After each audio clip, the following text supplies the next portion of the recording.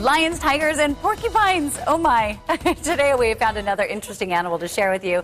And Christy Morcom from the Wildlife World Zoo and Aquarium has brought along her porcupine friend to tell us more about these cute little guys.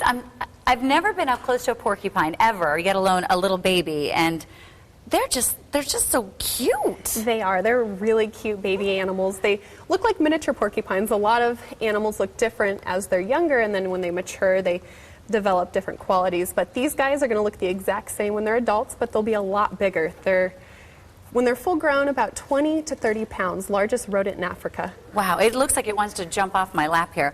If you could see on the back, and maybe you can turn yours, because I'm still trying to figure out how to hold them without getting my fingers stuck.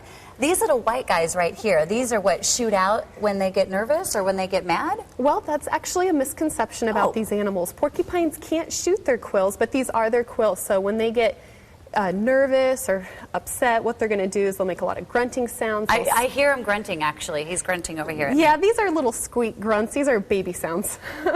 If they were really agitated, they start stomping their feet. They shake their tail because the quills on their tail are hollow, so it's going to make a rattling sound. And a lot of times what these porcupines will do is they'll back right into a predator, or they'll take off running because chances are that predator is going to chase them. And if they do that, Can you hear them? I was trying to.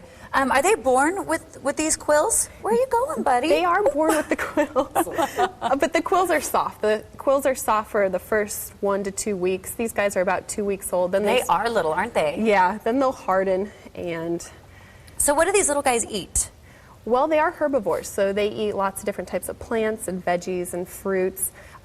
They are rodents, though, so their teeth continually grow. They have to chew on really hard things like roots and bark. Sometimes they'll even chew on bones to keep their teeth from growing too long. And they what? Will chew on bones. Oh, if they really? come across bones, yes. Because they just sort of know that. Right.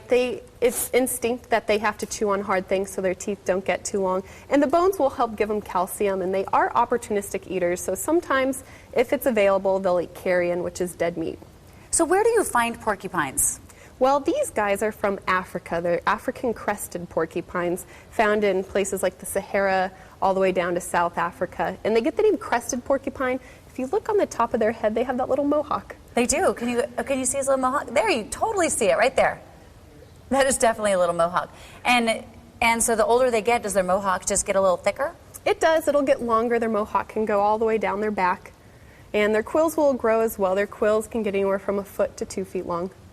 So how do they protect themselves? Just because, obviously when they get bigger, can you hold them, or it's a little tougher because these guys are sort of sharp? It would have to be a very nice porcupine to let you hold them. I don't know if I would try holding a porcupine that was full grown. But their quills do go in all one direction. Now, when they get upset, they're going to stick their quills up, so their quills are going to shoot straight up in the air. It's going to be very difficult to hold them. And actually, I can tell when I go to pet this little guy, I think I'm scaring him, and his quills do shoot up a little bit. Yeah, they can raise their quills a little bit right now, even at this age. So when are they awake and when are they asleep? They are nocturnal, so they're going to be asleep during the day, come out at nighttime, and usually they'll go underground during the day where it's nice and cool and they're safe from different predators. And they'll come out at night to do all their foraging for food. What's he eating? He's probably finding something to chew on. Do they breastfeed their mom? Like they're eating? I'm just wondering. Well, no, I'm not. I'm curious. I wasn't asking what he was doing. They do breastfeed. These guys are actually hand-raised. Okay. So they're used to the bottle. He's probably sniffing around, seeing if you have a bottle. I don't have a bottle for you, mister.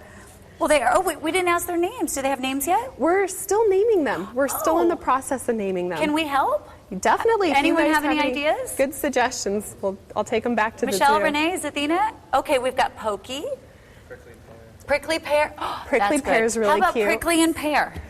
That sounds good. Okay. I'm going to let them know back at the zoo. That's really cute. Pokey and prickly and pear. Okay, perfect. We've got it.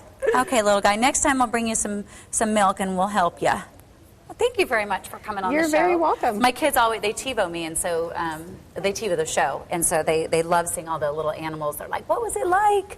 Oh. Okay, we'll have a little bottle for you. All right, well, if you would like to go to the Wildlife World Zoo and Aquarium, they are on the corner of Loop 303 and Northern Avenue in Litchfield. The number is, can you hear them? 623-935-WILD or 623-935-9453, wildlifeworld.com.